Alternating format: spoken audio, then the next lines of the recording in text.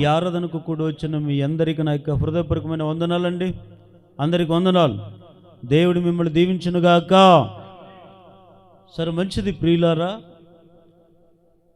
గత కొన్ని నెలల నుంచి మనము సంఘం మీద ధ్యానం చేసుకుంటూ వస్తున్నాము. ఈ పూట కూడా ఒక విలువైన సందేశాన్ని మనం విందాం. ఏంటయ్యా సందేశం అంటే, పరిశుద్ధ గ్రంథంలో నుండి అందరూ కూడా బైబిల్ తెరిచి ఎఫెసీయులకు రాసిన పత్రిక 4వ అధ్యాయము 1వ వచనాన్ని ఎవరైనా చదవండి గట్టిగా.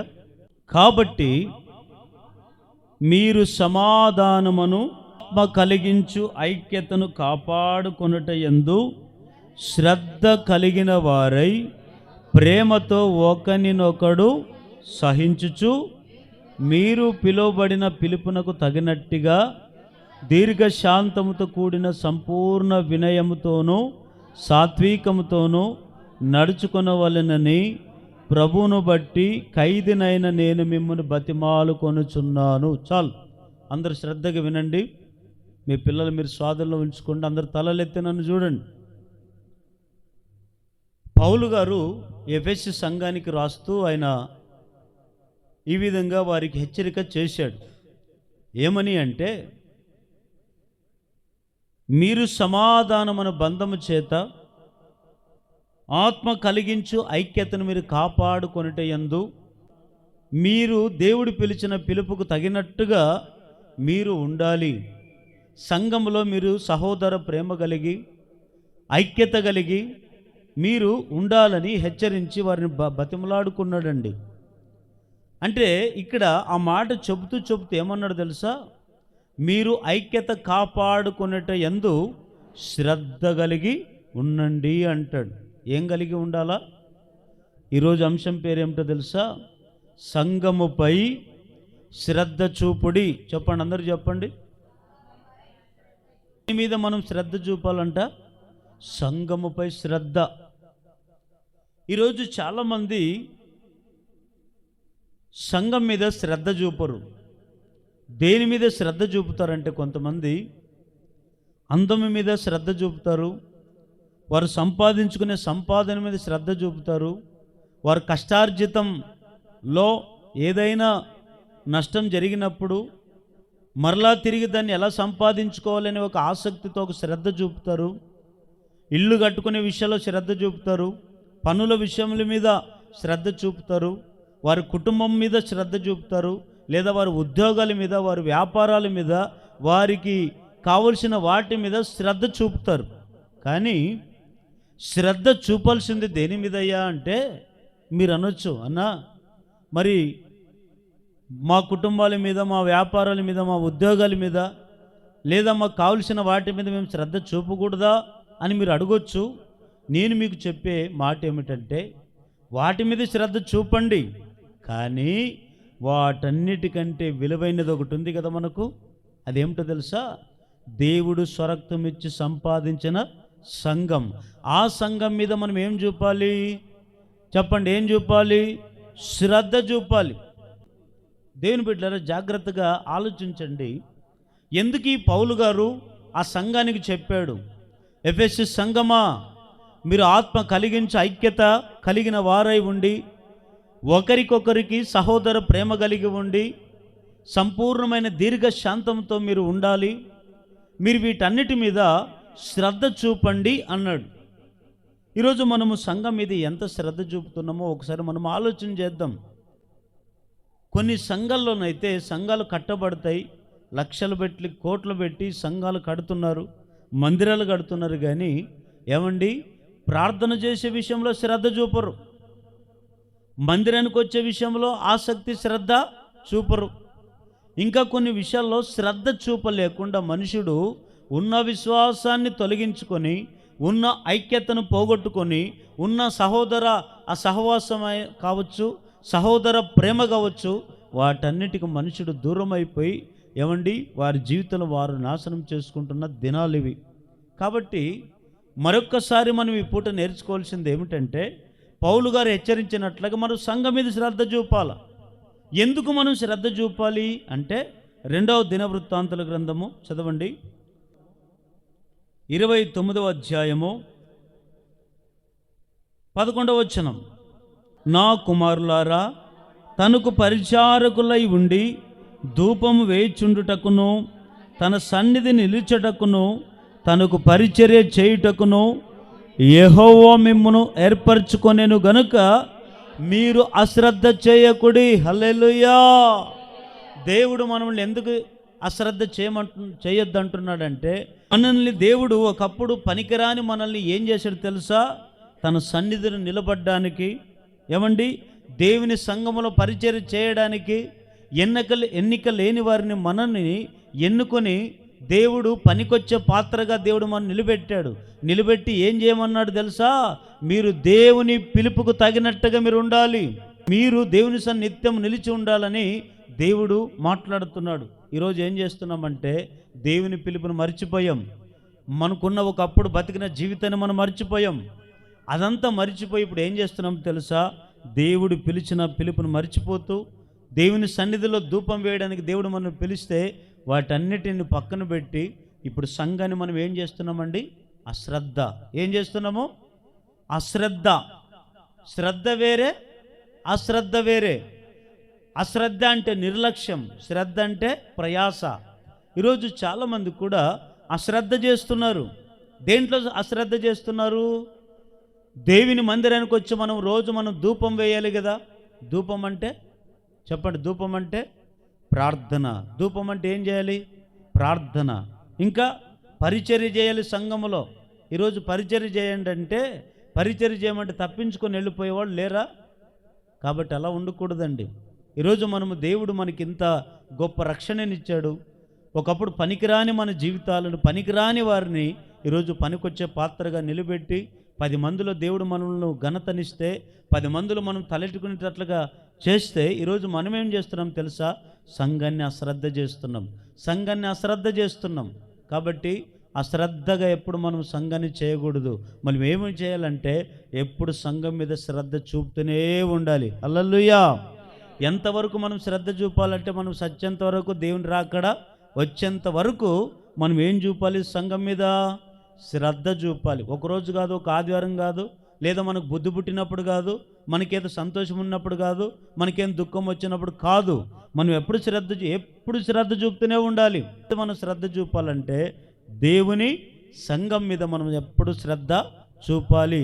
మరి శ్రద్ధ చూపకపోతే మనకి కలిగే ఆ నష్టం ఏమిటి అని మనం ఆలోచన చేస్తే, ఇర్మియా గ్రంథం 48వ అధ్యాయము 10వ వచనం. యెహోవా కార్యములను అశ్రద్ధగా చేయవాడు శాపగ్రస్తుడు. చూడండి, ఎవరైతే సంఘాన్ని అశ్రద్ధ చేస్తారో, సంఘం మీద ఎవరైతే శ్రద్ధ చూపరో, వారందరూ ఏమవుతారంట? శాపగ్రస్తులైపోతారు. జాగ్రత్త. ఈరోజు శాపం ఎక్కడ తెచ్చుకుంటాం తెలుసా? ఎవరినో పొడిచి కాదు, లేదా ఏదో పాపం చేసే కాదు శాపం తెచ్చుకునేది. కొంతమంది ఎంత నీతికి బ్రతికినా కొన్నిసార్లు సంఘం మీద అశ్రద్ధ చూపుతాం కనుక అప్పుడు మనం ఏం తెచ్చుకుంటాం తెలుసా? శాపం. అందుకనే సంఘాన్ని ఎవరైతే అశ్రద్ధ చేస్తారో, సంఘాన్ని ఎవరైతే అశ్రద్ధ చూపుతారో సంఘం పైన, వారు ఏమవుతారు? ఆఖరికంటే శాపాన్ని మోసుకుంటారు.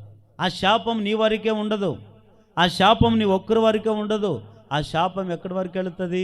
నీ పిల్లల 4 తరాల వరకు వెంటాడుతుంది. కారణం ఏమిటో తెలుసా? ఇది అశ్రద్ధ చేసేది కాదు. సంఘం అంటే శ్రద్ధ కలిగి మనం ఉండాలి. శ్రద్ధతో ఎవరైతే సంఘం మీద శ్రద్ధ చూపుతారో అట్లాంటి వారి జీవితంలో శాపం అనేది అనుభవించరు. వారు ఎప్పుడు దీవెనలు అనుభవిస్తూనే ఉంటారు. హల్లెలూయా. పరిశుద్ధ గ్రంథములో మీకు ఒక సందర్భాన్ని గుర్తు చేస్తాను. ఈ షిలోహు ప్రార్థన మందిరం అనేది ఒకటి ఉంది. ఆ షిలోహు ప్రార్థన మందిరంలో సేవకుడుగా ఏలి అనేటువంటి ఆయన ఉన్నాడు. ఆయనకి 2 కుమారులు ఉన్నారు. ఆ 2 కుమారులు ఏం చేస్తున్నారో తెలుసా? ఆ షిలోహు ప్రార్థన మందిరం మీద వారు అశ్రద్ధ చేస్తున్నారు. ఎలా అశ్రద్ధ చేస్తున్నారు అంటే, ధూపం వేయట్లేదు, మందిరానికి వచ్చిన వారితో అసభ్యకరంగా మాట్లాడుతున్నారు, స్త్రీలతో అసభ్యకరంగా ప్రవర్తిస్తున్నారు. ఇది దేవుని మందిరం కదా, దేవుడు మాకు ఇచ్చిన సంఘము కదా, అనేకులు ప్రార్థన చేసుకోవడానికి వస్తారు. ఈ మందిరాన్ని పరిశుద్ధంగా ఉంచాలి, రోజు ధూపం వేయాలి, సేవకునికి ఇవ్వాల్సిన ఆతిథ్యం మేము ఇవ్వాలి, సేవకునికి ఇవ్వాల్సినటువంటి అర్పణ మేము ఇవ్వాలి. ఇవన్నీ కూడా వారి ఆలోచన ఎరిగి ఉండి కూడా ఇవన్నీ చేయకుండా వారు ఏం చేస్తున్నారో తెలుసా? సంఘం మీద అశ్రద్ధ చూపారు, దేవుని మందిరాన్ని పాడు చేశారు. ఆ సంఘాన్ని పాడు చేయగలిగితే దేవుడు ఒకప్పుడు శ్రద్ధ కలిగి చేస్తున్నటువంటి ఆ సంఘంలో ఒకప్పుడు ఉన్నాడు. ఎప్పుడైతే ఏలి కుమారులు అశ్రద్ధ చేశారో దేవుడు ఆ సంఘాన్ని వదిలిపెట్టి వెళ్ళిపోయాడు. ఏమండి, ఏలి కుమారులకు వచ్చినటువంటి శిక్ష ఏమిటో తెలుసా? వారందరూ శాపం మోసుకున్నారు. ఆ శాపం మోసుకొని దేవుని కోపం ఏం చేశాడు తెలుసా? అనేది మొదలైంది ఆ దినాల్లో. యుద్ధంలో ఏం చేశాడు తెలుసా? ఏలి కుమారులు ముగ్గురు కూడా చనిపోయారండి. కారణం ఏమిటి? యవన ప్రేమలోనే చచ్చిపోయారు, యవన ప్రేమలోనే ఏమండి లోకాన్ని వదిలి వెళ్ళిపోయారు. కారణం ఏమిటంటే వారు దేన్ని అశ్రద్ధ చేశారు? సంఘాన్ని అశ్రద్ధ చేశారు, సేవకుల్ని అశ్రద్ధ చేశారు, సంఘం మీద అశ్రద్ధ చూపారు. కనుకనే ఏలి కుటుంబం నాశనం అయిపోయే స్థితికి వచ్చింది. ఈరోజు కూడా మనం కూడా అలాంటి స్థితి మనం తెచ్చుకోకూడదు, అలాంటి పరిస్థితి మనకు రాకూడదు. మనం ఎట్లుండదు తెలుసా? ఏలి కుమారుల వలె మనం అశ్రద్ధ చూపేవారిగా ఉండకూడదు. మనం ఎట్లుండాలి? పౌలు వలె శ్రద్ధ చూపేవారిగా మనం ముందుముగాక, శ్రద్ధ చూపేవారిగా మనం మార్చబడదుముగాక. అయితే దేవుని బిడ్డలారా, ఎవరైతే సంఘాన్ని అశ్రద్ధ చేస్తున్నారో అశ్రద్ధ చేసేవారికి దేవుడు ఏం శిక్ష వేస్తాడు? శాపం వచ్చిందా మనం ఎవ్వరు తప్పించుకోలేము. కనుక ఆ శాపం రాకుండా ఉండాలి అంటే మనం సంఘం మీద ఏం చూపాలి? శ్రద్ధ చూపండి. మరి సంఘం మీద మనం శ్రద్ధ చూపితే మనకు కలిగే మేలులు ఏమిటి? మరి ఎలాంటి మేలులు దేవుడు మన జీవితంలో చేస్తాడో ఒక 3 మాటలు చెప్పి నేను ముగిస్తాను. మొదటి మాట చదవండి, సామెతల గ్రంథం 10వ అధ్యాయము 4వ వచనం. బద్ధకముగా పనిచేవాడు దరిద్రుడగును, శ్రద్ధ గలవాడు ఐశ్వర్యవంతుడగును. హల్లెలూయా చెప్పండి, గట్టిగా హల్లెలూయా చెప్పండి. దేవుని బిడ్డలారా వినండి. ఒకటి, సంఘం మీద మనం శ్రద్ధ చూపితే దేవుడు ఎలాంటి మేలు చేస్తాడు తెలుసా? నిన్ను ఐశ్వర్యవంతునిగా చేస్తాడు. ఎట్లా చేస్తాడు చెప్పండి? ఎట్లా చేస్తాడమ్మా చెప్పండి అన్న? ఎట్లా చేస్తాడంట? ఐశ్వర్యవంతునిగా. ఐశ్వర్యవంతుడు అంటే బాగా డబ్బు, కారు, హోదా, బంగ్లా అన్నీ ఉంటాయి చూడండి. ఇట్లాంటి వాళ్ళని ఏమంటారు? ఐశ్వర్యవంతులు అంటారు. మరి అలాంటి స్థితి మనం ఎదగాలంటే మనం ఏం చూపాలి? సంఘం మీద శ్రద్ధ చూపాలి. శ్రద్ధ చూపుతూనే దేవుడు నిన్ను ఐశ్వర్యవంతునిగా చేస్తాడు. మీరు అనొచ్చు, అన్న సంఘం మీద చూపి సంఘానికి ప్రయాసపడి సంఘానికి నేను చేసినంత ఎవరు చేయలేదు, నేను అన్ని చేశాను, అయినా నా బతికి ఇంతే ఉంది కదన్నా, నన్ను ఏడా ఐశ్వర్యవంతుని చేశాడని మీరు అనుకోవచ్చు. కానీ అది పొరపాటు. ఐశ్వర్యవంతుని చేయాలంటే అసలు ఐశ్వర్యవంతుడు అంటే దేంట్లో ఐశ్వర్యవంతుని చేస్తాడు? మీరు అనుకోవచ్చు, కార్లు, బంగ్లా, అన్ని ఇండ్లు, అన్ని రకరకాలు ఉంటే ఐశ్వర్యవంతులండి అంటారు. కానీ ఇది లోకానుసారమైన ఐశ్వర్యవంతులు. కానీ ఆత్మీయంగా ఈ పరలోక సంబంధమైన ఐశ్వర్యవంతులు ఎవరు తెలుసండి?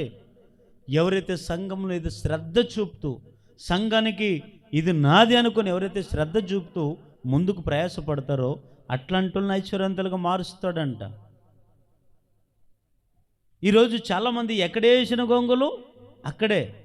పూర్వపు స్థితి జీవితంలో ఏ విధంగా అయితే బతికారో అదే స్థితి అట్లాగే బతుకుతున్నారు. కానీ ఏమి మార్పు లేదు, ఏమి లేదు ఈ రోజుల్లో చాలామంది.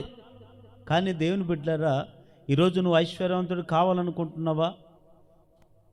మీరు అనొచ్చు, అన్న ఐశ్వర్యవంతుడే కావాలనుకుంటే దొంగతనం చేద్దాం కదన్నా. దొంగతనం చేసిన దొంగోడు అంటారు, కానీ ఐశ్వర్యవంతుడు అంటారా? కాదండి. ఈరోజు మనం అందరం కూడా ఐశ్వర్యవంతులుగా దేవుడు మారుస్తాడు. కొంతమందికి అదే స్థితే, దీన స్థితే, అడుక్కునే దీని స్థితే. ఐశ్వర్యవంతులుగా మారుద్దాము, మా జీవితాలను బాగు చేసుకుందాం, మా జీవితాన్ని ఎదిగనించుకుందాం, మా జీవితాలు మరింతగా పూర్వపు స్థితి కంటే మరింతగా 2 అంతలుగా, 60 అంతస్తులుగా, 30 అంతస్తులుగా, 100 అంతస్తులుగా మేము ఆశీర్వదింపబడదామనే ఆలోచన మనుషుడికి లేదండి. పరిశుద్ధ గ్రంథములో మనం ఆలోచన చేస్తే సామెతల గ్రంథం అక్కడే 22వ అధ్యాయం 2వ వచనం చదవండి. ఐశ్వర్యవంతులను దరిద్రులను కలిసి ఉందురు, వారందరినీ కలగజేసిన వాడు యెహోవాయే. హల్లెలూయా. ఐశ్వర్యవంతులంటే ఎవరో దేవునికి తెలుసు, దరిద్రులంటే ఎవరో తెలుసు. ఐశ్వర్యవంతులుగా చేయాలో దేవునికి తెలుసు, ఎవరిని దరిద్రులు చేయాలో దేవునికి తెలుసు. కాబట్టి మనమేం చేయాలంటే, దరిద్రులుగా మారాలనుకుంటే నువ్వేం చేయాల్సిన అవసరం లేదు. నీ ఇష్టానుసారంగా బతకొచ్చు, కానీ నీ ఇంటికి ఏమొస్తుంది? దరిద్రత, శాపము వెంటాడుతుంది. కానీ ఐశ్వర్యవంతులుగా నువ్వు దేవుడు నిన్ను చేయాలంటే నువ్వు సంఘం మీద ఏం చూపాలి? శ్రద్ధ చూపాలి. ఎంతసేపు ఉన్న నీ కుటుంబం మీద, ఎంతసేపు ఉన్న నీ పని మీద, ఎంతసేపు ఉన్న నీ ఉద్యోగాల మీద, నీ వ్యాపారాల మీద, లేకపోతే నీకు కావలసిన వాటి మీద, ఇంకొక నీకు ఏదైతే అవసరమో వాటి మీద కాదు. కొంతమందికి బాగా సంతోషం ఉన్నప్పుడు శ్రద్ధ చూపుతారు, సంఘం మీద ఆనందం ఉన్నప్పుడు శ్రద్ధ చూపుతారు. కొంతమంది అవసరాన్ని బట్టి సంఘం మీద శ్రద్ధ చూపుతారు. కానీ ఇది కాదండి, అవసరానికి వాడుకునేది కాదు సంఘం. యొక్క అవసరాల్లో మనం ఉండాలి, కానీ మన అవసరంలో సంఘము ఉండకూడదు.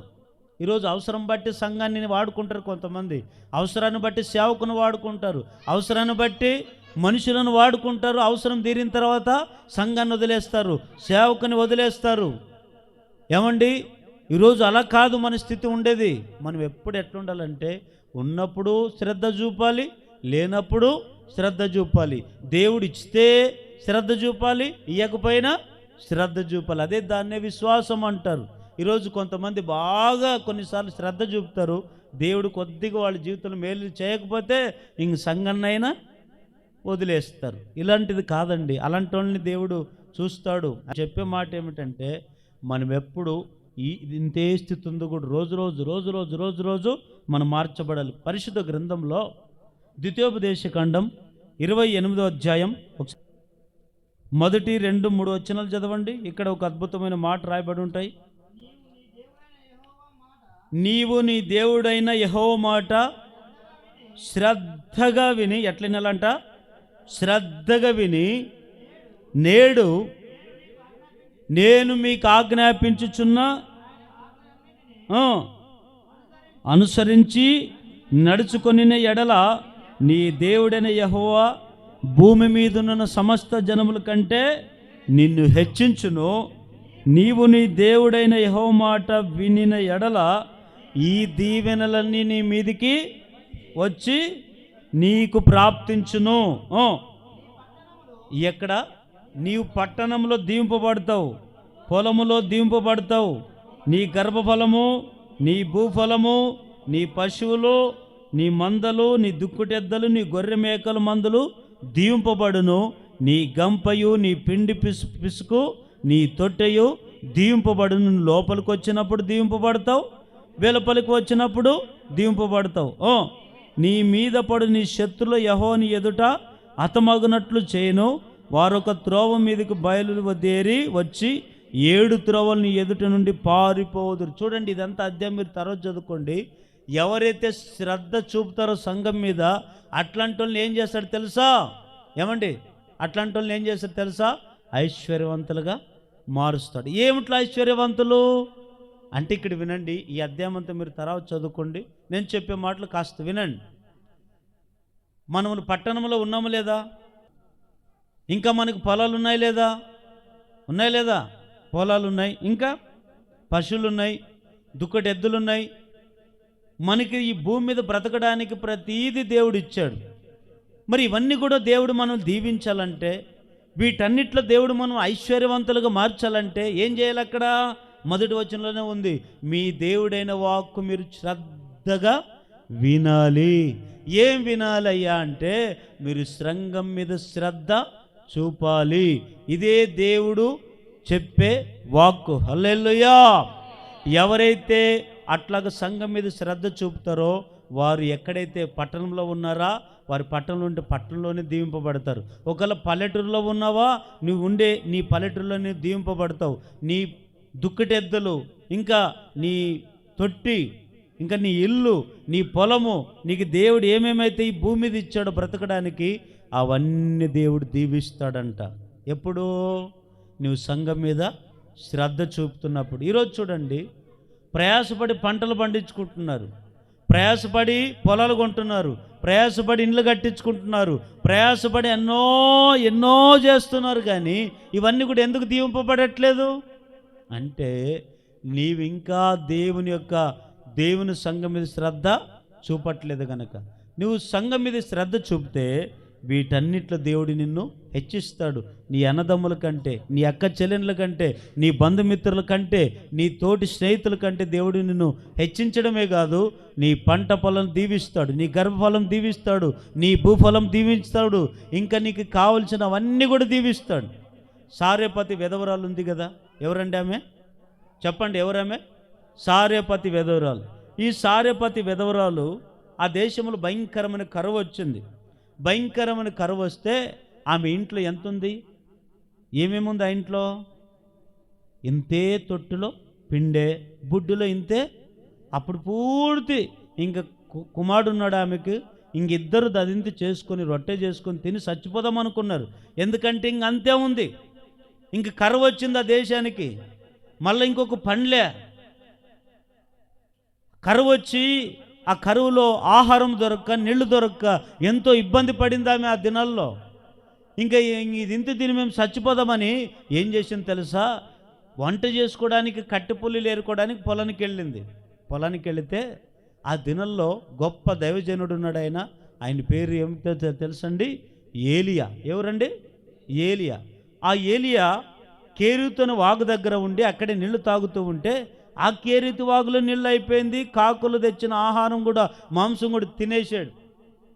నీళ్ళు దాహం తాగడానికి నీళ్ళు అయిపోతే ఏలియా దేవునికి ప్రార్థన చేశాడు. దేవా, ఇదిగో మా దేశం కరువు వచ్చింది, ఇదిగో నీ మీద ఆధారపడ్డాను, నీ సేవ చేస్తున్నాను, ఇదిగో నాకు ఆకలి దప్పలు లేకుండా చేయమని దేవుణ్ణి అడిగితే అప్పుడు దేవుడు అంటాడు, ఏలియా నీవు నేరుగా కేరీతు వాగును వదిలి నువ్వు నేరుగా ఎక్కడికి వెళ్ళు? ఏ ప్రాంతానికి వెళ్ళు? సారేపతని ఊరికి వెళ్ళు. ఆ సారేపతని ఊరికి నువ్వు వెళితే నువ్వు వెళుతున్న మార్గంలోనే ఒక విధవరాలు కనపడుతుంది. ఎవరామె? విధవరాలు, భర్త చనిపోయిన స్త్రీ, ఒకే ఒక కుమారుడు. ఆ కుమారుని పెట్టుకొని బతుకుతుంది ఆమె. కరువు వచ్చిందని బతుకుతుంది, కట్టెపుల్లలు ఏరుకుంటూ ఉంది. ఈ ఏలియా ఆ మార్గంలో వెళుతుంటే ఎవరు తెలుసండి? ఎవరు కనపడ్డారు ఏలియాకి కండ్లకు?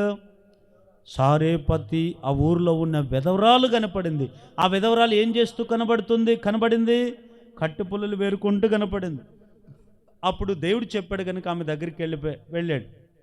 వెళ్ళి ఆమెను పలకరించాడు. ఆమె దగ్గరికి వెళ్ళి ఆమెకు వందనాలు చెప్పాడు. అమ్మా, ఇదిగో నీ ఇంట్లో ఏదైనా ఇంత అప్పం ఉంటే, రొట్టె ఉంటే నాకు చేసుకొని వచ్చి అడుగుతాడు. ఆమె ఏమంటుంది? నా ఇంట్లో ఉండేదే ఇంతే పిండే, ఇంతే. ఆమె అంటది, అయ్యా నా ఇంట్లో ఉండేది ఇంతే పిండి ఉంది, ఇంతే నూనె ఉంది, ఇంక నేను నా కుమారుడు తిని చచ్చిపోదాం అనుకున్నాం, నీకెక్కడ ఇవ్వాలి అంటది. అప్పుడు మరలా అంటాడు, అమ్మా నేను చెప్పినట్లు నువ్వు చెయ్యి అంటాడు. అప్పుడు వెళ్ళి ఏం తీసుకొస్తే తెలుసా? ఆమె చేత్తో ఒక రొట్టె చేసుకొని అప్పం చేసుకొని వచ్చి అప్పుడు సేవకునికి ఇచ్చిందండి. ఉన్న దాంట్లోనే ఇచ్చింది. ఉన్న దాంట్లోనే ఇస్తే ఆ సేవకుడు దాన్ని తిని ఏం చేసుకున్నాడు తెలుసా? ఆమెను దీవించాడంట. దీవించిన వెంటనే మరలా ఆ దేశంలో వర్షం కురిసేంత వరకు ఆ ఇంట్లో నూనె అయిపోలేదు, పిండి అయిపోలేదు. హల్లెలూయా చెప్పండి ఒకసారి గట్టిగా. చూడండి ఎంత విచిత్రమో కదా, ఎంత విచిత్రం కదా. కొన్నిసార్లు మనం ఏం చేస్తామంటే, దేవుడు అనేది ఒకటే. దేవుడు చెప్పిన మాట, పౌలు గారు చెప్పిన మాట ఎప్పుడో గుర్తుపెట్టుకోండి. పౌలు గారు ఏమంటాడు? మీరు లేనప్పుడే దేవునికి ఇవ్వమంటాడు. మీకు లేములోనే దేవునికి ఇవ్వండి అంటాడు. లేమి అంటే లేకున్నప్పుడు ఇవ్వాలంట. మనం ఏం చేస్తామో, ఇవ్వాలంటే ఉంటే ఇస్తాము, లేకుంటే ఎక్కడ తేవాలి, ఏం ఇల్లు అమ్మాలి, ఏం పొలం అమ్మాలి అంటారు. ఇది కాదు, ఇది విశ్వాసం అన్నారు. దీన్ని ఏమంటారంటే అల్ప విశ్వాసం అంటారు.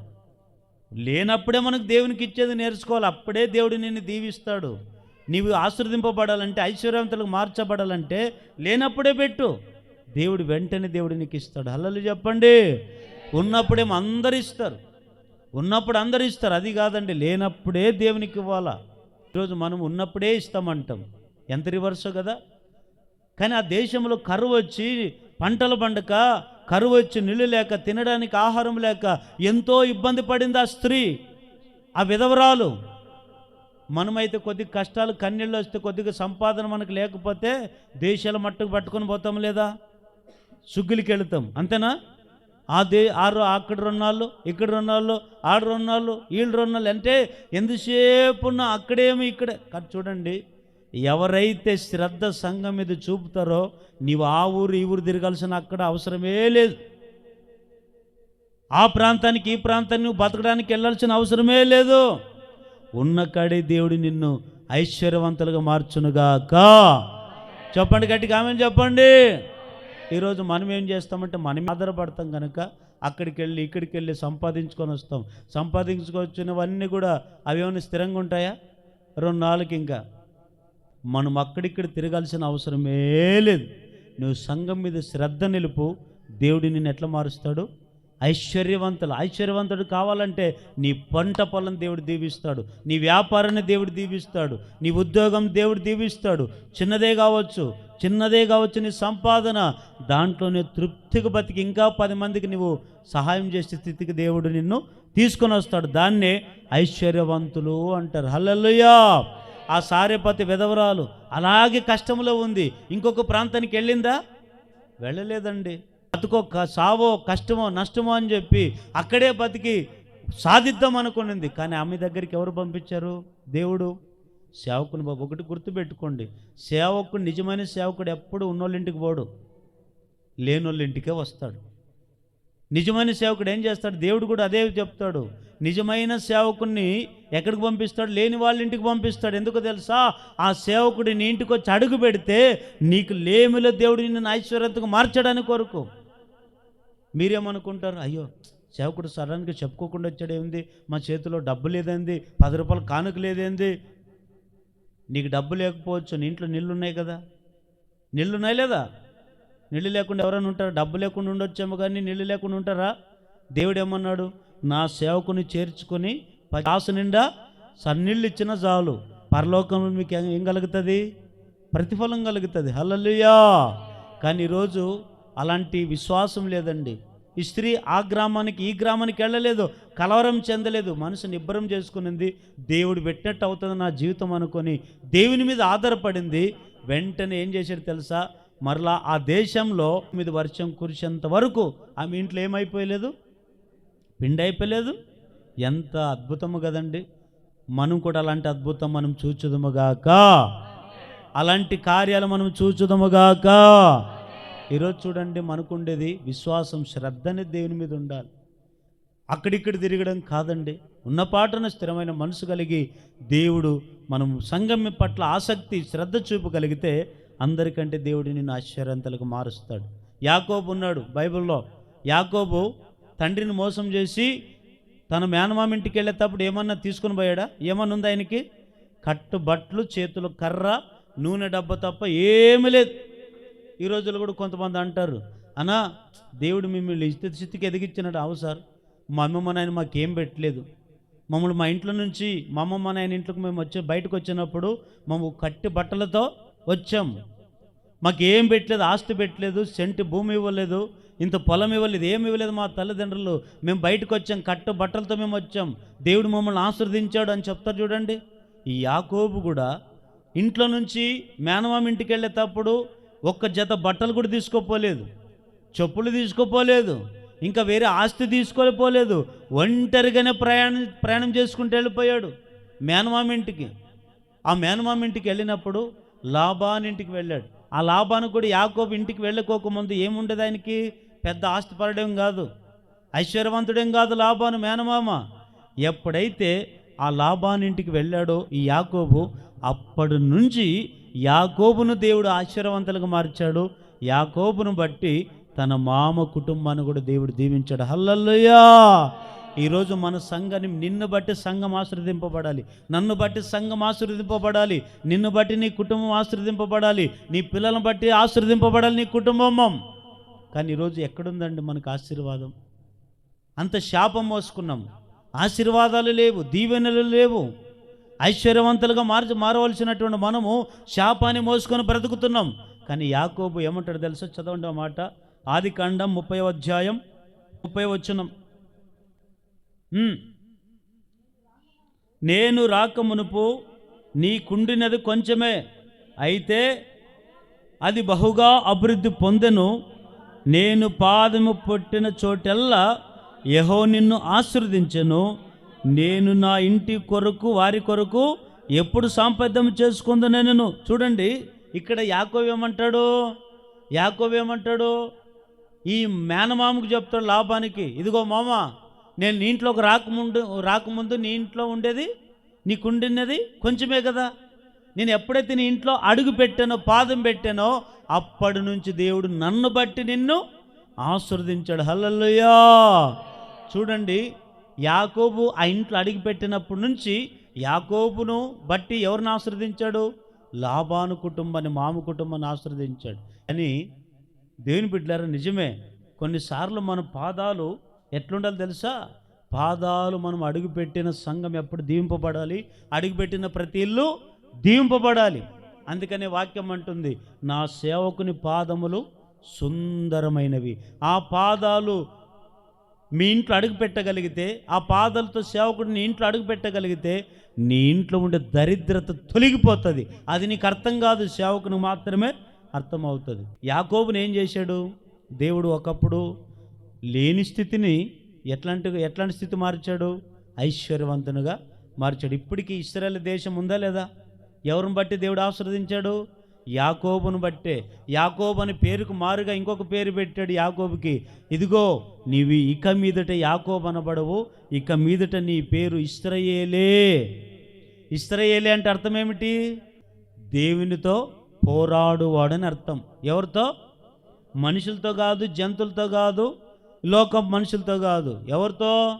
దేవునితో పోరాడి గెలిచాడంట యాకోబు. ఇప్పుడు మనం కూడా గెలవాలి. ఎవరితో? దేవునితో గెలవాలంటే ముందు పోరాటాలు ఉంటాయి. నువ్వు ఎదిగేటప్పుడు కొంతమంది నేను అణచివేయాలని చూస్తారు. ఇంకా నువ్వు బాగుపడేటప్పుడు కొంతమంది నీ మీద చిన్న చూపు చూసి నాన్న రకాలుగా అనేవాళ్ళు ఉంటారు. ఇవన్నిట్లో కూడా మనం ఏం చేయాలి? పోరాటం చేయాలి. పోరాడి గెలవాలి. ఈ జీవితమే ఒక పోరాటం. ఈ పోరాటంలో మనము ఏం చేయాలి? ఓడిపోకూడదు. ఏం చేయాలి? గెలుస్తూనే ఉండాలి. యాకోబు ఎప్పుడైతే ఒక స్థితిలో ఉన్నాడో, యాకోబుని దేవుడు ఏం చేయాలి? ఐశ్వర్యవంతునిగా మార్చాడు. కారణం ఏమిటి తెలుసా? యాకోబు దేవుని మాట శ్రద్ధగా విని దేవుని అడుగుజాడలో నడిచాడు, దేవుని యొక్క బలిపీఠం కట్టాడు, దేవుని కొరకు మరింతగా ప్రయాసపడ్డాడు. గనుకనే యాకోబుని ఎట్లా దీవించాడు? ఐశ్వర్యవంతునిగా దేవుడు మార్చాడు. యాకోబుని ఐశ్వర్యవంతులుగా మార్చినట్లుగా దేవుడు మనల్ని కూడా దేవుడు మార్చునుగాక. మనం ఐశ్వర్యవంతులుగా మారాలంటే ఏం చేయాలి? ముందు చెప్పండి, సంఘం మీద శ్రద్ధ చూపండి. రెండో మాట, ఇంకా సంఘం మీద శ్రద్ధ చూపితే దేవుడు ఏం చేస్తాడు? రెండో మాట, నిర్గమకాండం 15వ అధ్యాయం 26వ వచనం. నీ దేవుడైన యెహోవా వాక్కును శ్రద్ధగా విని ఆయన దృష్టికి న్యాయమైనది చేసి ఆయన ఆజ్ఞలకు విధేయులై ఆయన కట్టడలన్నిటిని అనుసరించి నడిచిన ఎడల నేను ఐగుప్తులకు కలగజేసిన రోగములలో ఏదియు మీకు రానియను, నిన్ను స్వస్థపరిచే యెహోవాను నేనే. నేను ఒకసారి గట్టిగా హల్లెలూయా అని చెప్పండి, రెండు చేతులు ఎత్తి. రెండవది ఏమిటంటే ఎవరైతే సంఘం మీద శ్రద్ధ చూపుతారో, శ్రద్ధ చూపే వారికి దేవుడు ఏం చేస్తాడు తెలుసా? వారికి రోగాలు ఏమీ రానియడు. ఈరోజు రోగాలు ఎందుకు వస్తున్నాయి? ఇది ఎప్పుడైనా ఆలోచన చేస్తున్నాడో మనిషి? రోగాలు ఎందుకు వస్తున్నాయో తెలియదు కొంతమందికి. హాస్పిటల్ చుట్టూ తిరిగిందే, ఆ డాక్టర్ ఈ డాక్టర్, హాస్పిటల్ ఈ హాస్పిటల్. అవి ఈ రోగం ఎందుకు వచ్చింది? మరి ఎందుకు ఈ రోగం పెట్టాడు దేవుడు? మరి హాస్పిటల్ తిరగట్లేదా? తిరుగుతున్నాను. డబ్బు పోగు చేసుకొని, డబ్బు సంపాదించుకొని, మరి ఆ సంపాదించిన డబ్బల్లా డాక్టర్లకే పెడుతున్నాను, అయినా నాకు రోగం ఎందుకు బాగాలేదు అని ఎప్పుడైనా ఆలోచన చేస్తున్నాడా? ఇది ఆలోచించడు. ఆ రోగాలు మనిషికి కాకుంటే జంతువులకు వస్తాయా అంటుంటారు. రోగాలు ఎందుకు వచ్చేది తెలీదు. దేవుని బిడ్డలారా వినండి, ఇశ్రాయేలు ప్రజల గురించి ఒకసారి మీరు బాగా ఆలోచించండి. ఇశ్రాయేలు ప్రజలలో దేవుడు ఎందుకు ఆ మాట చెప్పాడు వారికి అంటే, దేవుని మాట శ్రద్ధగా విని నడిచినంత వారికి ఏ రోగం వారికి రానియలేదు. పగలు మేఘస్తంభమై రాత్రి అగ్నిస్తంభమై 40 సంవత్సరాలు వాడు అడవిలో నడిచినప్పటికీ దేవుడు వారికి అంత కాపుదల ఉండి ఏమండి చెప్పులు అరగనీయలేదంట, బట్ట మాసిపోలేదంట, అలాగ కాపాడాడు. మన ఇశ్రాయేలు దేవుడు కునుకడు నిద్రపోని దేవుడు కదా. ఇశ్రాయేలు ప్రజల్ని దేవుడు ఏ రోగం రానియకుండా వారిని అంత జాగ్రత్తగా కాపాడాడు. కారణం ఏమిటంటే కొన్నిసార్లు ఇశ్రాయేలు ప్రజలు దేవుని మాట విని దేవుని మాట మాట మీద శ్రద్ధ చూపారు కనుకనే వారికి ఐగుప్తు దేశంలో కలగజేసిన రోగాలు ఏమీ రానియలేదంట. మరి ఎప్పుడు రోగాలు పెట్టాడు? ఎప్పుడైతే దేవుని మాట అశ్రద్ధ చూపారో, దేవునికి అవిధేయత చూపారో, దేవునికి లోబడలేదో, దేవునికి తిరుగుబాటు చేశారో అప్పుడు వారికి రోగాలు పెట్టాడు. మరి ఎప్పుడైతే ఏమంటే శ్రద్ధ చూపారో వాళ్ళకి రోగాలు రాలేదు. శ్రద్ధ చూపినంత వరకు. ఈరోజు నీకు నాకు ఎందుకు రోగాలు వస్తున్నాయి? ఎందుకు ఎప్పుడు నడల నొప్పి, కొంతమందికి ఎప్పుడు కాళ్ళు నొప్పులే, ఎప్పుడు తలకాయ నొప్పులే, ఎప్పుడు ఏదో ఒక రోగమే. ఈరోజు బాగున్నాడు అనికి లేదు, ఏదో ఒక రోగమే. బాగా ఇంకొకరికి ఎందుకు ఈ రోగాలు? ఒకటి గుర్తుపెట్టుకోండి, ఈ రోగాలకు పదే పదే రోగాల్ని దేవుడు ఎందుకు మన జీవితంలో పంపిస్తున్నాడంటే నీవు సంఘం మీద ఏం చూపుతున్నావో ఆ శ్రద్ధ చూపుతున్నావు కనుక దాని గురించి నీవు తెలుసుకోవడానికి కొరకు దేవుడి రోగాలను అనుమతిస్తున్నాడు. ఆ రోగాలు ఎప్పుడైతే మనకు అనుమతిస్తున్నాయో అప్పుడు రోగాలు భరించలేక ఏమండి నీవేం తెలుసుకుంటావు? అప్పుడైనా దేవుని గురించి నువ్వు తెలుసుకొని దేవునికి దగ్గరికి వస్తావు, సంఘం మీద శ్రద్ధ చూపుతావని దేవుడి అనేక సార్లు రోగాలకు అనుమతించినా నీకు అర్థం కావట్లే.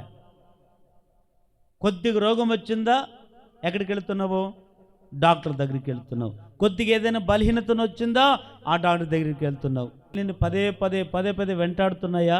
అయితే ఒకటి గుర్తుపెట్టుకో, నీకు రోగం వచ్చింది నీ శరీర రోగం కాదది, దేవుడు అనుమతిస్తే వచ్చిన రోగం అది. మరి ఆ రోగం బాగా కావాలంటే ఏం చేయాలి?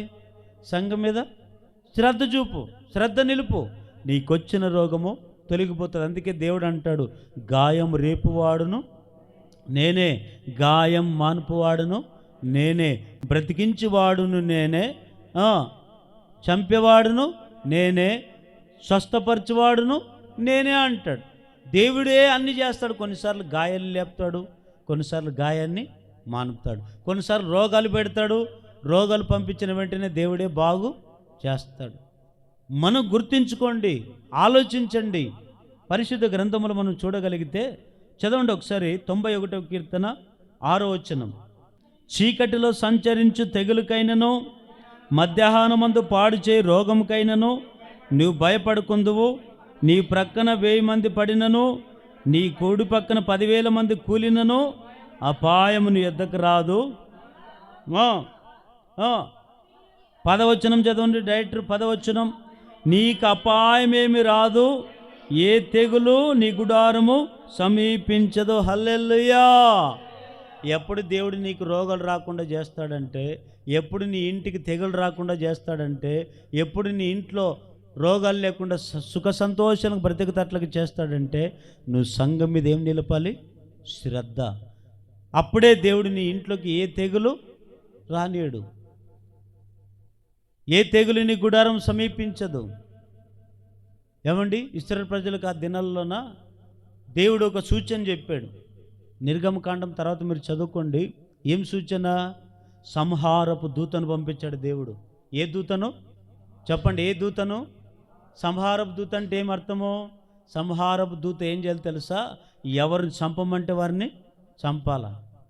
రోగాలు పెడుతుంది, పచ్చి పుండ్లు వచ్చేటట్లు చేస్తుంది. ఆ దినాలు సంహారపు దూతను పెడితే మోషేకు చెప్పాడు దేవుడు, మోషే ఇశ్రాయేలు ప్రజలకు చెప్పు. ఏం చెప్పాలి? ప్రభువా, మీ ఇండ్ల మీద రక్తాన్ని అంటించుకోండి, మీ ఇండ్ల మీద రక్తమున్న ఇండ్లకి సంహారపు దూత దాటి వెళ్ళిపోతుంది. ఏ ఇంటికి రక్తం లేదో, ఏ ఇంటికి ఆ ఎర్రటి రక్తం కనబడదో ఆ ఇంట్లోకి సంహారపు దూత వెళ్ళి వారికి రోగాలు పుట్టిస్తుంది, పచ్చి పుండ్లు వస్తాయి, వారిని నానా రకాలకి ఇబ్బంది పెడుతుంది దేవుని దూత అని చెబితే అప్పుడు కొంతమంది ఏం చేశారు తెలుసా? ఎర్రటి రక్తాన్ని ఇండ్లకు పూసుకున్నారండి. ఎర్రటి రక్తాన్ని ఇండ్లకు పూసుకుంటే అప్పుడు ఏం జరిగిందో తెలుసా? సంహారపు దూత సంచరించడం మొదలుపెట్టాడు. ఇండ్లు చూసేవాడు, ఇండ్లు చూస్తాడు ఆ దూత. ఏ ఇంటికైతే రక్తం ఉంటుందో ఆ రక్తాన్ని ఉన్న ఇండ్లు ఇంక ఇది సంపూర్ణమైనటువంటి ఇల్లు కనుక ఈ ఇంటికి నేను హాని చేయకూడదని చెప్పి ఆ ఇంటిని వదిలి ఇంకొక ఇంటికి వెళుతుంది. ఆ ఇంటికి వెళ్ళినప్పుడు ఆ ఇంట్లో ఎవరైనా అపవిత్రం కనబడ్డారా, దేవునికి అవిధేయత చూపించారు, ఆ ఇంట్లోకి వెళ్ళి వారికి పుండ్లు వచ్చేటట్లుగా రోగాలు పెట్టాడు ఆ దూత. సంహారపు దూత చంపుతుంది. అందుకే ఆ దినాల్లో శవాలు కుప్పలు తిప్పలుగా పడిపోయాయి. కరోనా టైంలో చూడండి, కరెంట్ రోగం వచ్చినప్పుడు, కరోనా వ్యాధులు వచ్చినప్పుడు ఎట్లా పడిపోయారు శవాలు. కనీసం కట్టుకున్న భర్త రోగం వస్తే కట్టుకున్న భార్య దగ్గరికి వెళ్ళి కనీసం అన్నం పెట్టలేని స్థితి. ఎందుకంటే నేను వెళితే నాకు వస్తుందేమో రోగం, నాకు వస్తుందేమో ఈ వ్యాధి, నేను చచ్చిపోతానేమో భయాన్ని. అంటే ప్రాణభయాన్ని కాపాడుకుంటూ తిరిగమ్మలేదో 3 సంవత్సరాలు తిరిగాం. ఇప్పటికీ ఆ భయం పోలేదు మనుషుల్లో, ఆ భయం వెంటాడుతూనే ఉంది. కానీ ఒకటి గుర్తుపెట్టుకోండి, అట్లాంటి కరోనా తెగులు లాంటివి ఇంకా భయంకరమైన కొన్ని వస్తాయి, రాబోయే దినాల్లో వస్తాయి, ఇంకా కఠినమైన వస్తాయి. అప్పుడు నీవి పరిస్థితి, నా పరిస్థితి ఏమిటి? కరోనా టైంలో ఎంతమంది సేవకులు చచ్చిపోలేదు? కరోనా టైంలో ఎంతమంది ధనవంతులు చచ్చిపోయారు? వాళ్ళ డబ్బు వారిని కాపాడిందా? వారి ఆస్తులు అంతస్తులు కాపాడ్డాయా? అయ్యా నీకు 5 లక్షలు ఇస్తా, ఇదిగో నన్ను బాగు చేయి అని వేడుకున్నారు. కానీ ప్రాణం పెట్టే డాక్టర్లకే కరోనా వ్యాధి వచ్చింది, వాళ్ళు చచ్చిపోయారు. వారు సంపాదించుకున్న డబ్బు వారిని కాపాడిందా? వాడు గుర్తుపెట్టుకుని దేవుని బిడ్డలారా, నీవెంత సంపాదించినా నీ డబ్బు ఒకరోజు అక్కరికి రాదు. నీకెంతనా అందం ఉండని, ఎంతనా అంతస్తులు ఉండని, ఎవరైనా నీ వెంట ఉండని, ఎవరు నీ దరికి కొన్నిసార్లు రారండి. కానీ దేవుడే నిన్ను కాపాడాలా, దేవుడే నిన్ను శిక్షించాలా. మనమందరం దేవుని చేతిలో ఉన్నాం. హల్లెలూయా. కానీ ఆ దినాలు ఇశ్రాయేలు ప్రజలకు చెప్పింది ఒకటే, ఏ ఇంటికైతే ఎర్రని గుర్తుంటుందో, రక్తం ఉంటుందో, రక్తం ఉన్న ఇండ్లలో కాపాడబడ్డాయి. అందుకనే ఆ గుడారంలోకి తెగులు దేవుడు పంపించలేదు. ఈరోజు ఎందుకు మనకు రోగాలు వస్తున్నాయి? ఎందుకు శోధనలు వస్తున్నాయి? ఎందుకు శ్రమలు వస్తున్నాయి? ఎప్పుడైనా మనం ఆలోచన చేస్తున్నామా? ఆలోచన చేయట్లేదండి. ఎంతసేపు ఉన్న అశ్రద్ధ. దేవుడు ఎన్ని రోగాలని పెట్టని అశ్రద్ధ, ఎన్నైనా సమస్యలు రాని అని అశ్రద్ధ. చూడండి, ఒకసారి ఆలోచించండి. అట్లాంటి ఆలోచన మనలో ఉండకూడదు. మనం ఎప్పుడు సంఘం మీద శ్రద్ధ చూపుతూనే ఉండాలి. హల్లెలూయా చెప్పండి, గట్టిగా హల్లెలూయా చెప్పండి. 2వ రాజుల గ్రంథము 20వ అధ్యాయం 1వ వచనం. ఆ దినములలో హిజ్కియాకు మరణకరమైన రోగము కలగగా ఆమోజు కుమారుడైన ప్రవక్తనైన యెషయా ఆయన యొద్దకు వచ్చి, నీవు మరణమగుచున్నావు, బ్రతకవు గనుక నీవు నీ ఇల్లు చక్కబెట్టుకోమని యెహోవా సెలవిచ్చుచున్నాడని చెప్పగా, అతడు తన ముఖమును గోడ తట్టు తిప్పుకొని, యెహోవా యథార్థవంతుడనై సత్యముతో నీ సన్నిధి నేను ఎట్లు నడుచుకుంటునో, నీ దృష్టికి అనుకూలముగా సమస్తము నేను ఎట్లు జరిగించుతునో కృపతో జ్ఞాపకం చేసుకోమని హిజ్కియా కన్నీళ్లు విడిచుచు యెహోవాకు ప్రార్థించెను. చాలు వినండి, హిజ్కియాకి ఎందుకు వచ్చింది రోగము? ఈ మాట బాగా వినండి. హిజ్కియాకు ఎందుకు వచ్చింది రోగము? ఎప్పుడైనా ఆలోచన చేశారా? ఇట్లాంటివి ఆలోచన చేయరు మనుషుడు. ఆ సినిమాలో ఎవరు విలను, ఈ సినిమాలో ఎవరు హీరోయిను, వాళ్ళు ఎందుకు అట్లెళ్ళారు, వీళ్ళు ఎందుకు ఇట్లెళ్ళారు, ఆమె ఎందుకు ఇట్లా మాట్లాడింది, ఈయన ఎందుకు ఇట్లా మాట్లాడాడు, ఎంతసేపు ఉన్న పనికిరాని వాటి మీద శ్రద్ధ నిలుపుతాం. కానీ హిజ్కియాకి ఎందుకు వచ్చింది రోగము అంటే, ఒకటి గుర్తుపెట్టుకోండి, హిజ్కియాకు దేవుని మందిరము శ్రద్ధ నిలిపినంత వరకు దేవుడు ఏ రోగం రానియలేదు. మందిరము ఒకప్పుడు హిజ్కియాకి ఎట్లుండేది తెలుసా? మందిరం మీద ఎంత ఆసక్తి ఉండేది తెలుసా? ఎంత శ్రద్ధ ఉండేది తెలుసా? హిజ్కియా అనే రాజుకి అపవిత్రమైనదంతా కూడా బయటికి తీసి పాడేశాడు. ఎక్కడైనా బూజు గడిపితే బూజు దులిపేవాడు, బండ్లైన గడిగేవాడు. ఏమొచ్చిన సంఘానికి ఏమైనా దుమ్ము పడితే నా ఒంటి మీద పడింది అనుకొని అంత బాధపడి సంఘాన్ని అంత పరిశుద్ధంగా ఉంచేవాడు హిజ్కియా ఒకప్పుడు. దేవుని మాటకు లోబడి, దేవుని మాటకు విధేయత చూపించి, దేవుని కృపతో బతుకుతున్న ఆ హిజ్కియా ఎందుకు వచ్చింది రోగము అంటే మొదట్లో ఉన్న భక్తి, మొదట్లో ఉన్న శ్రద్ధ, మొదట్లో ఉన్న ఆసక్తి, మొదట్లో ఉన్న ప్రయాసను ఏం చేసుకున్నాడు తెలుసా? తొలగించుకుని ఆఖరికి మందిరం మీద శ్రద్ధను వదిలిపెట్టేశాడు, సంఘం మీద శ్రద్ధ వదిలిపెట్టేశాడు, అశ్రద్ధ చేశాడు. అందుకే దేవుడు ఏం పెట్టాడు? ఆయనకి మరణకరమైన రోగం పెట్టాడు. మరణకరమైన రోగం ఎప్పుడైతే పెట్టాడో ఇంక చచ్చిపోయే స్థితికి వచ్చేసాడండి. ఆ మాటను సేవకునికి చెప్పి పంపించాడు దేవుడు. ఆ యెషయా అనేటువంటి ప్రవక్త వచ్చి, హిజ్కియా, నీ ఇల్లు నువ్వు చెక్కబెట్టుకో, లేకుండా నువ్వు చస్తావు అన్నాడు. అప్పుడు ఈయన ఏం చేశాడు తెలుసా? మరలా మందిరం వైపు గోడ తట్టి తిప్పుకొని కన్నీళ్లు విడుస్తూ ఏమని ప్రార్థన చేశాడు?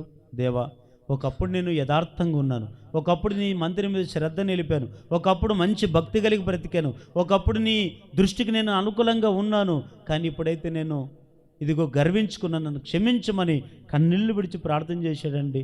వెంటనే తన పాపాన్ని, తప్పును ఒప్పుకొని వదిలిపెట్టిన వెంటనే మరలా 15 సంవత్సరాల బతికి ఆయుష్ దేవుడు హిజ్కియాకు దేవుడు అనుగ్రహించాడు. హల్లెలూయా.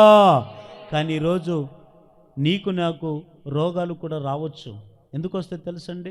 నీ ఒకవేళ సంఘాన్ని అశ్రద్ధ చేస్తున్నావేమో. ఏ విషయంలో సంఘం అశ్రద్ధ చేస్తున్నావు? సంఘానికి వచ్చే విషయంలోనా, లేదా సంఘానికి ఇచ్చే విషయంలోనా, సంఘముకు పడే ప్రయాసలోనా అశ్రద్ధ చేస్తున్నావా? ఒకవేళ జాగ్రత్త. ఇదే ఆరోగ్యం ఎల్లకాలమో ఉండదు, ఇదే జీవితం ఎల్లకాలమో ఉండదు, ఇదే నీకు ఆ డబ్బు ఆస్తులు ఎల్లకాలమో ఉండవు. ఒకరోజు దీనస్థితి రావచ్చు, ఒకరోజు నీకు కన్నీళ్ళు ఏడ్చే రోజులు రావచ్చు, ఒకరోజు రొమ్ము కొట్టుకునే రోజు రావచ్చు. జాగ్రత్త. ఒకరోజు రోగాలు వచ్చి మంచం మీద పడేసే రోజు కూడా రావచ్చు నీకు. ఆ రోజు రాకముందే దేవుడు మనకిచ్చిన విలువైన జీవితాన్ని మనం ఏం చూపాలి? సంఘం మీద శ్రద్ధ చూపుదముగాక. 41వ కీర్తన 3వ వచనం. రోగశయ్యం మీద యెహోవాని ఆదరించును, రోగము కలగగా నీవే వారిని స్వస్థపరచుదువు. చాలు. హిజ్కియాకు రోగం వచ్చింది, దేవుడే రోగం పెట్టాడు. మరలా దేవుడు ఏం చేశాడు? ఆ రోగాన్ని తీసివేశాడు, ఆ రోగాన్ని తొలగించాడు. మరలా సజీవుడై దేవుని స్తుతించడం మొదలుపెట్టాడు హిజ్కియా.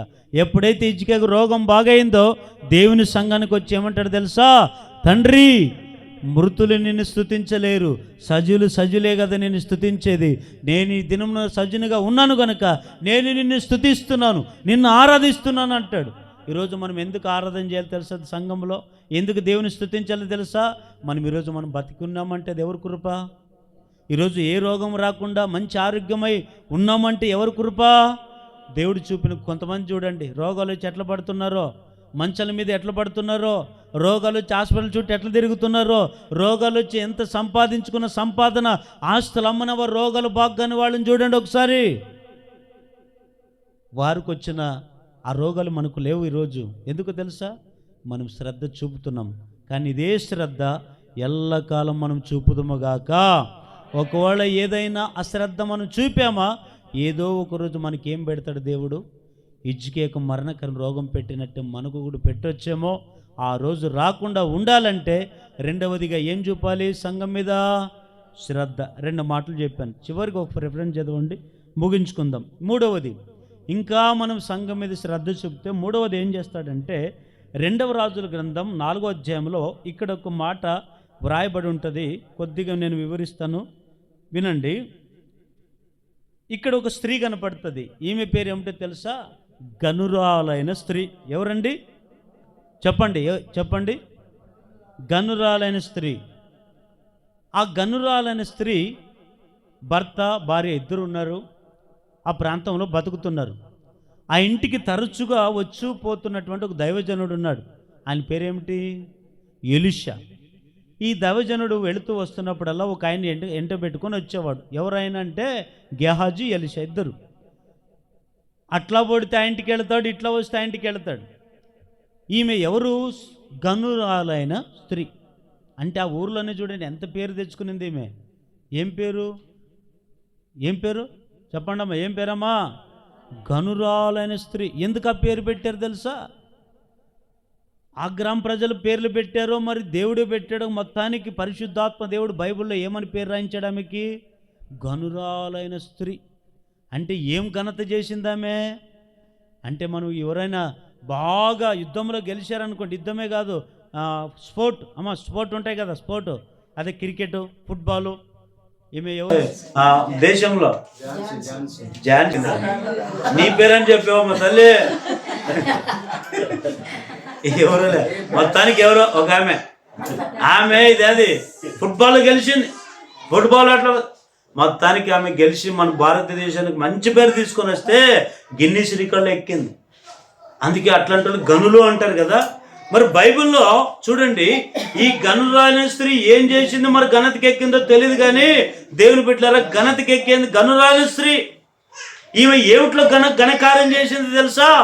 సేవకుని ప్రేమించే విధానంలో ఘనకార్యం చేసింది, సేవకులకి ఇచ్చే ఆతిథ్యంలో ఘనకార్యం చేసింది. ఈ సేవకుడు ఎలీషా, గేహజీ ఇద్దరు వెళ్తున్నప్పుడల్లా ఆ ఇంటికి వెళ్ళేవాళ్ళు, ఆ ఇంటికి వెళ్ళి ప్రార్థన చేసేవాళ్ళు. వచ్చిన వాళ్ళ ఇంటికి ఏం చేస్తే తెలుసా, ఆమె సేవకుడు వచ్చాడంటే ఆమె కృతజ్ఞత చూపి మంచి భోజనం చేసి కడుపు నింపి తోచిన కానుకిచ్చి పంపించేది. పంపించిన తర్వాత వీళ్ళు ఏం చేశారు తెలుసా? ఒకసారి ఈ ఎలీషా ఆలోచన చేశాడు, గేహజీతో అంటాడు, గేహజీ మనం తరచుగా వస్తున్నాం పోతున్నాం. ఈ స్త్రీ గనురాలైన స్త్రీ ఉంది కదా, ఈ స్త్రీ మన మీద మనమైతే ఈమె అన్నం పెడుతుంది, తింటున్నాం, కానుకిచ్చింది, తీసుకుంటున్నాం, వెళుతున్నాం, కానీ ఈమెకు మనం ఏం మేలు చేయలేదే, మరి ఏం చేయాలి అని అన్నప్పుడు అప్పుడు ఏమంటుంది చదవండి ఒకసారి మాట. 2వ రాజుల గ్రంథం 4వ అధ్యాయం 13వ వచనం చూపింది. ఏం చూపింది? శ్రద్ధ. ఎవరి మీద? సేవకుల మీద శ్రద్ధ చూపింది అంటాడు గేహజీ. ఈమె మన మీద ఇంత శ్రద్ధ చూపుతుంది కదా, మనం ఏం తింటున్నాము, కానుక తీసుకుంటున్నాం, పోతున్నాము, మన ద్వారా ఏం మేలులు పొందుకోవట్లేదు కదా, మరి ఏంటి మీకు ఏం కొదువు ఉందో ఇంట్లో అడుగు. ఈ గేహజీ వెళ్ళి అడుగుతాడమ్మా, అమ్మా మేము ఇంత వస్తున్నాం, మేము వచ్చినప్పుడల్లా అన్నం పెడుతున్నావు, కానుకిస్తున్నావే, ఇంత శ్రద్ధ చూపుతున్నావే, మా ద్వారా నీకేం కలగట్లేదే, నీకేం కావాలో ఏం కొదువు ఉందో చెప్పు. ఆమె అంటదయ్యా మాకు పిల్లలు లేరు. అంటే మేము పొందుకుని తెలుసండి, శ్రద్ధాభక్తి చూపినందుకు, వారి మీద శ్రద్ధ చూపినందుకు ఏం పొందింది తెలుసా? ప్రతిఫలం పొందింది. ఏం పొందింది? మూడవదిగా శ్రద్ధ చూపితే, సంఘం మీద మనం శ్రద్ధ చూపితే మనం ఏం పొందుకుంటాము? ప్రతిఫలం. ఏ ఫలమో చెప్పండి? ఏ ఫలమో? ప్రతిఫలం. నీకేం కావాలో అవి దేవుడు నీకు ప్రతిఫలం ఇస్తాడు. నువ్వేం చూపాలి? సంఘం మీద శ్రద్ధ చూపాలి. శ్రద్ధ చూపితే గనురాలైన స్త్రీ శ్రద్ధ చూపింది, ప్రతిఫలం పొందుకునింది. ఏ ప్రతిఫలం తెలుసా? గర్భఫలం అనే ప్రతిఫలము పొందింది. ఈరోజు నువ్వు పడే ప్రయాస, నువ్వు చూపే శ్రద్ధ దేవుడు చూస్తూ ఊరుకుండడు. నీకు కావలసిన ప్రతిఫలాన్ని దేవుడు నీకు ఇస్తాడు.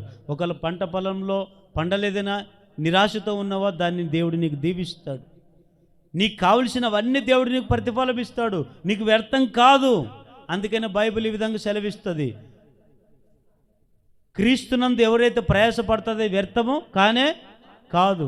సంఘం మీద ఎవరైతే శ్రద్ధ చూపుతారో వాళ్ళు ప్రతిఫలము ఎప్పుడు రాకుండా ఉండదు, మీకు ప్రతిఫలం వస్తూనే ఉంటుంది. మీరు ఒక వంతు పెడితే దేవుడు రెండింతలుగా దేవుడు మీకు ఇస్తాడండి. ప్రతిఫలం దేవుడు ఇస్తాడు. ఈరోజు మీకు ప్రతిఫలం పొందుకుంటున్నామా? మనం ప్రతిఫలాన్ని పొందుకుంటున్నామా? ఒకసారి మనం ఆలోచన చేద్దాం. హల్లెలూయా చెప్పండి ఇంకోసారి, హల్లెలూయా. మరి మనం ఎట్లాంటి ప్రతిఫలం పొందుతామంటే చివరి మాట చదవండి. హెబ్రీయులకు రాసిన పత్రిక 10వ అధ్యాయము 35వ వచనం.